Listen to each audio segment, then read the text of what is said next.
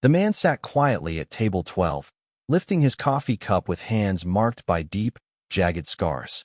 Across from him, a little boy stared, wide-eyed and curious. Then came the question, simple, innocent, and sharp as a blade. "Mister, what happened to your skin?" Time seemed to freeze. Plates clinked, conversations buzzed, but none of it reached the man. His hand trembled slightly, not from fear, but from memories, ones he'd locked away for over 15 years. The room continued on, unaware that something was shifting. The boy's mother rushed over in a panic, apologizing, trying to pull him away. But the man didn't flinch. His eyes weren't in that restaurant anymore. They were someplace far hotter, far louder. A place where scars like his were born and survival came at a price no child could understand. And then, slowly, the man looked up. He set his coffee down, and with a quiet breath, he began to speak. In the next few minutes, that ordinary restaurant would fall silent, not out of shock, but reverence, as one forgotten warrior finally shared the truth behind the marks he carried and the courage that never left him. Welcome to the Silent Ranks. Before we continue with this incredible moment, tell us in the comments from which city in the world are you watching this video today. And if you believe stories like this deserve to be heard, hit that subscribe button to support our channel. We're growing every day, and I sincerely thank you for being part of our community. The restaurant was called Mama Rosa's, a family-owned Italian place tucked between a hardware store and a small bookshop in a quiet suburb where most people knew each other by sight, if not by name. It had checkered tablecloths that had seen better days, walls covered with framed photos of regular customers, and the kind of atmosphere that made strangers feel like family within minutes of walking through the door. On this particular Tuesday evening in late October, the dinner rush was winding down. Families finished their meals while children colored on paper placemats. A few couples shared dessert. An elderly man read his newspaper over coffee. It was the kind of ordinary evening that makes life feel predictable and safe. At table 12, near the window overlooking the parking lot, sat Michael Chun. 43 years old, average height, with prematurely gray hair and hands that never seemed to stay completely still. He came in every Tuesday at exactly 6:30, always requested the same corner table, always ordered the chicken parmesan with a side salad and black coffee. The waitstaff knew him as the quiet man who tipped well and never caused trouble. He'd been coming for 3 years, and in all that time, no one had ever seen him with company. No phone calls during dinner, no small talk beyond please and thank you. Just a man eating alone, seemingly content with his solitude. What they didn't know was that Michael chose Tuesday nights because they were the hardest. Tuesday had been the day of the week when everything changed 15 years ago. Tuesday had been the day he'd learned that some scars never fade, no matter how much time passes. So every week, he came to Mama Rosa's not because he enjoyed eating alone, but because being around normal families, normal conversations, normal life helped remind him that the world had moved on, even if he sometimes felt stuck in a moment that happened long ago. Tonight felt different from the moment he walked in. The usual table was available. The usual waitress, Sarah, who had 2 kids and always wore comfortable shoes, brought his usual order without being asked. But something in the air felt charged, expectant, like the moment before a thunderstorm when everything goes quiet and still. Michael tried to focus on his meal, tried to lose himself in the familiar routine that had become his Tuesday anchor. But his hands were shaking more than usual, and twice he had to set down his coffee cup to steady himself. That's when the family at table 11 arrived. A young couple with a boy who couldn't have been more than 7 years old. The child had bright eyes and an endless stream of questions about everything he saw. Where did the paintings come from? Why was the floor made of tiles? Could he have extra cheese on his pizza? His parents answered patiently, clearly used to their son's curiosity about the world around him. The boy's name was Tommy, and he had the kind of fearless interest in life that only children possess. Michael tried not to watch them, but something about the family's easy warmth drew his attention. The father helped Tommy sound out words on the menu. The mother tucked a napkin into his shirt with practiced efficiency. They laughed at something Tommy said, and the sound was so genuine, so full of simple joy, that Michael felt something crack open in his chest. It had been so long since he'd been around that kind of uncomplicated happiness. He was lost in thought, remembering what it felt like to be part of something bigger than himself, when Tommy's ball rolled under his table. The child appeared beside him almost instantly, crawling under the tablecloth to retrieve his toy. When he emerged, grass-stained and grinning, he looked up at Michael with the direct, unfiltered gaze that children have before the world teaches them to look away. That's when Tommy saw the scars. They covered Michael's forearms like a complex pattern of raised, twisted skin. Some were thin lines. Others were broader patches where the flesh had healed unevenly. They extended from his wrists to his elbows, impossible to hide when he rolled up his sleeves on warm evenings like this one. For 15 years, Michael had perfected the art of positioning himself so that the scars were less visible, of wearing long sleeves even in summer, of deflecting attention before questions could be asked. But children don't know about polite deflection. They see something different, and they ask about it with the kind of honest curiosity that adults have trained themselves to suppress.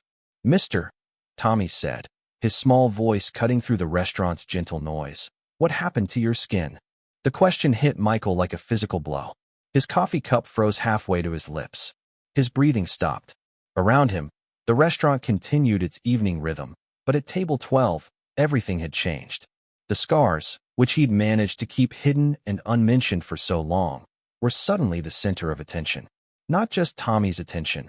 His question had been loud enough that several nearby tables had turned to look. Michael's mind went blank. For a moment, he was no longer in Mama Rose's. He was back in that building, smoke filling his lungs, screams echoing off concrete walls, his arms burning as he reached again and again into flames that seemed to have no end. The smell of smoke, the weight of the unconscious child in his arms, the sound of sirens getting closer, but never close enough. Tommy's mother appeared instantly, her face flushed with the particular embarrassment that comes from your child asking exactly the question you'd taught them not to ask. She put her hands on Tommy's shoulders, already steering him away while firing off rapid apologies. "I'm so sorry, he doesn't understand. Tommy, we don't ask personal questions. I'm really sorry, he's just curious." But Michael barely heard her. He was staring at Tommy, this innocent child who had asked the one question that no one else had dared to ask in 15 years. The question he dreaded and avoided and built his entire quiet life around never having to answer. The restaurant around them had grown quieter. Not silent, but quieter, as people sensed something significant happening at table 12. Sarah the waitress paused in the middle of refilling water glasses. An elderly couple at table 8 stopped their conversation mid-sentence. Even the kitchen noise seemed to fade into the background. Michael set his coffee cup down with hands that shook so badly the porcelain rattled against the saucer. He looked at Tommy's mother, who was still apologizing, still trying to pull her son away, still treating this moment like an embarrassment to be quickly forgotten. He looked at Tommy, whose bright eyes held no judgment, no discomfort, just honest curiosity about something he'd never seen before. And for the first time in 15 years, Michael Chin made a choice that surprised even himself. "It's okay," he said, his voice barely above a whisper. The mother stopped mid-apology. Tommy stopped squirming against his mother's grip. Several nearby tables went completely quiet. "It's okay," Michael repeated, stronger this time. "He can ask." Tommy's mother looked uncertain. "Are you sure?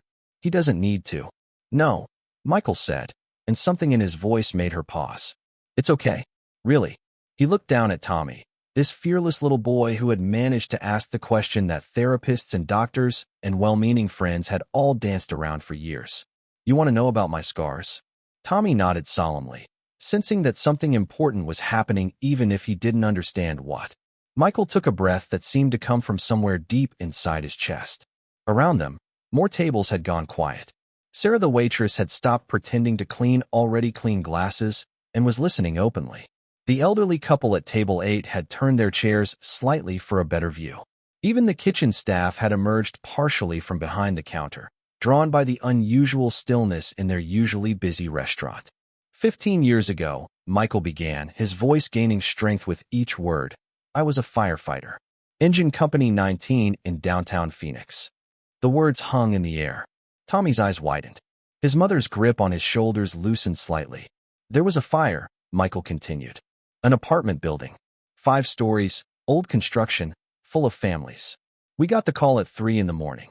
He paused, looking around the restaurant that had become his Tuesday refuge for 3 years. All these people who had seen him as the quiet man at table 12 were about to learn something he'd never planned to share. When we arrived, the building was already fully involved. Flames on every floor, smoke so thick you couldn't see 3 feet in front of you. The fire chief said it was too dangerous, that we should wait for additional units, set up a perimeter, try to contain it. Michael's voice was steady now, stronger than it had been in years. The story was pouring out of him like water from a broken dam. But we could hear them. The screaming. People trapped on the upper floors, no way down, windows too high to jump safely. There were families in there. Children. Tommy was completely still now, hanging on every word. His mother had stopped trying to pull him away and was listening with the same intensity as everyone else in the restaurant. I couldn't wait, Michael said. I couldn't stand outside listening to people die when I might be able to help them. So I went in.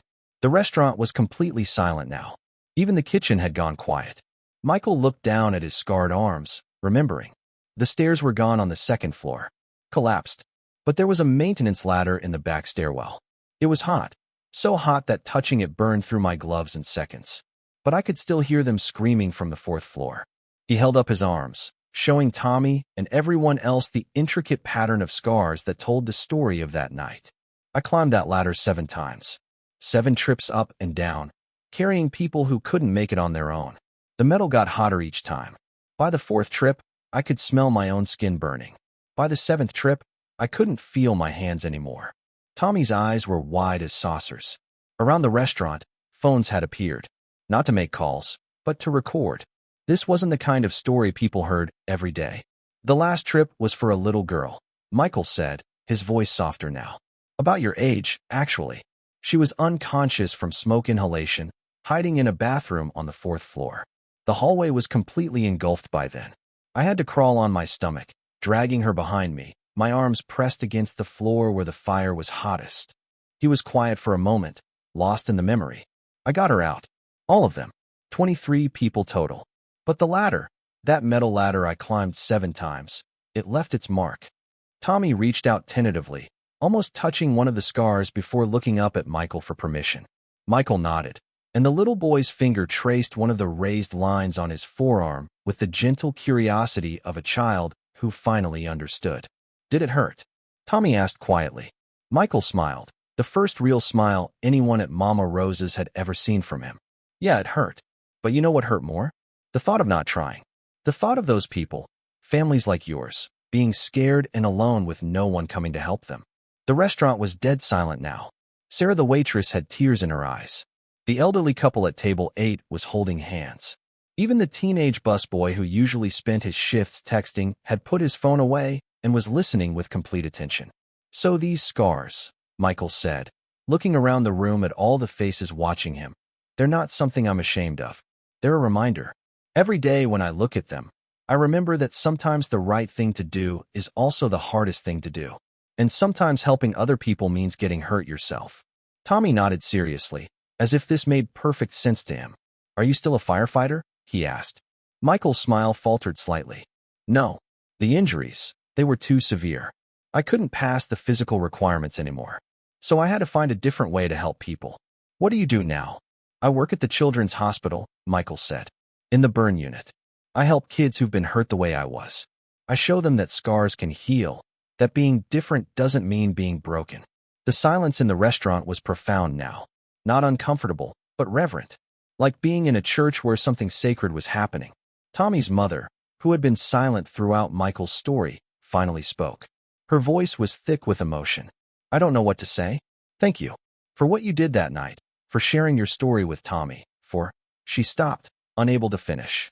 Michael looked at her, then at Tommy, then around the restaurant at all the faces watching him. For 15 years, he'd carried this story alone. For 15 years, he'd hidden his scars and deflected questions and built a life around the assumption that his past was too heavy, too complicated, too painful to share with ordinary people living ordinary lives. But looking at Tommy's face, this fearless, curious, accepting child who had asked the right question at exactly the right moment, Michael realized he'd been wrong. Thank you, he said to Tommy, for asking, for not being afraid, for reminding me that some stories need to be told. Slowly, the sounds of the restaurant began to return. Quiet conversations resumed. Sarah wiped her eyes and went back to refilling water glasses, though she kept glancing over at table 12 with something that looked like awe. The elderly couple finished their dessert in contemplative silence. But something had changed. Not just for Michael, who felt lighter than he had in years, but for everyone who had witnessed this moment. They had come to Mama Rose's for dinner and accidentally stumbled into something much more significant. They had learned that heroism doesn't always announce itself with sirens and headlines. Sometimes it sits quietly at table 12, ordering chicken parmesan and trying to blend into the background. Tommy's family finished their meal, but before they left, Tommy ran back to Michael's table one more time. "Mr. Michael," he said, having somehow learned his name during the conversation, "will you be here next Tuesday?" Michael looked down at this brave little boy who had changed everything with a single question. "Yeah, Tommy. I'll be here next Tuesday." "Good," Tommy said with the matter-of-fact certainty of childhood. "I want to tell my friends at school about the real hero I met." And with that, he ran back to his parents, leaving Michael sitting alone at table 12, staring at his scarred arms and smiling wider than he had in 15 years. The manager appeared at his table a few minutes later, a middle-aged Italian woman with flour on her apron and tears in her eyes. "Mr. Chun," she said, "I've been serving you for 3 years, and I never knew. I want you to know that your meals here, they're on the house. Not just tonight, but every Tuesday. It's the least we can do." Michael started to protest, but she held up her hand. "Heroes don't pay for dinner at Mama Rose's," she said firmly. "That's the rule now." As Michael walked to his car that night, he noticed something different. The weight he'd carried for 15 years, the weight of untold stories and hidden scars, and the assumption that his past was too much for ordinary people to understand, felt lighter. Not gone, but manageable. His phone buzzed with a text message. It was from Sarah the waitress, who had somehow gotten his number from the reservation system. "Mr. Chun, I hope this isn't inappropriate, but my daughter starts at the Children's Hospital next month for her burns. Knowing you'll be there, that someone who understands will be helping her, makes everything less scary. Thank you for tonight. Thank you for everything." Michael read the message twice, then looked up at the clear October sky. For the first time in 15 years, he felt like the man he used to be. Not the firefighter, that part of his life was over, but the man who believed that helping others was worth any cost, even when that cost was written permanently on his skin. Tuesday nights would never be the same, but maybe that was exactly what he needed. The video from that night spread quietly through the community. Not viral, not sensational, but shared the way important stories should be shared, between friends, between neighbors, between people who understand that real heroism often wears civilian clothes and orders chicken parmesan. Within a week, 3 other customers at Mama Rose's had approached Michael to share their own stories. A veteran who had never talked about his service. A nurse who had worked through the pandemic. A teacher who had stayed late every day for 30 years to help students who had nowhere else to go. Table 12 became something of a gathering place for people carrying stories too heavy to carry alone. Not every Tuesday, not in any organized way, but naturally, organically, the way healing happens when people finally find the courage to be seen for who they really are. Tommy came back the following Tuesday with a drawing he'd made at school. It showed a man with scars on his arms carrying a little girl out of a burning building. At the bottom, in crayon letters that sprawled across the page, he'd written, "My friend the hero." Michael taped it to his refrigerator when he got home that night. It was the first decoration his apartment had seen in 15 years. Sometimes courage looks like running into a burning building. Sometimes it looks like climbing a scalding ladder 7 times to save people you've never met. But sometimes, it looks like a little boy asking a difficult question with innocent curiosity, or a man deciding to answer that question honestly for the first time in 15 years. Sometimes courage looks like choosing to be seen, scars and all, by people who might understand that the deepest wounds often leave the most meaningful marks. Michael Chin learned that Tuesday night at Mama Rose's that heroes don't always wear uniforms. Sometimes they wear checkered shirts and sit at corner tables, waiting for the right moment, the right question, the right child with fearless eyes to remind them that their story matters. And sometimes, the most important thing a hero can do is simply tell the truth about what it costs to be one. This story was brought to you by the Silent Ranks. Before we leave you today, here's our question. Have you ever known someone who never asked for recognition but deserved more than anyone else? Maybe they carried their heroism quietly, like Michael, waiting for someone brave enough to ask the right question. Tell us in the comments what they meant to you and how their courage changed your life. And if you think stories like this need to be heard, hit that subscribe button to support our channel. We'll see you in the next one.